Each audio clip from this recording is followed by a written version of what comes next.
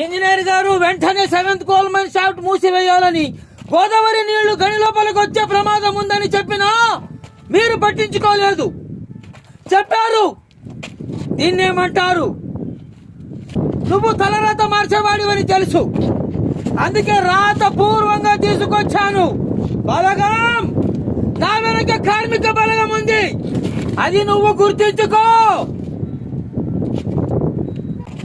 నిన్ను చంపడం బంజరు భూమిలో మలిచిన పిచ్చి మొక్కను పీకి పారేసినంత తేలిక. మాకు కావాల్సింది మీ ప్రాణాలు కాదు. ప్రాణాలు పోగొట్టుకున్న ప్రతి కార్మికుడి కుటుంబానికి 2 లక్షల రూపాయల నష్టపరిహారం ఇవ్వాలి. ఆసుపత్రి పాలైన ప్రతి ఉద్యోగికి 50,000 రూపాయల కంపెన్సేషన్ ఇచ్చి వాళ్ళ కుటుంబంలో ఓ వ్యక్తికి ఉద్యోగం ఇవ్వాలి.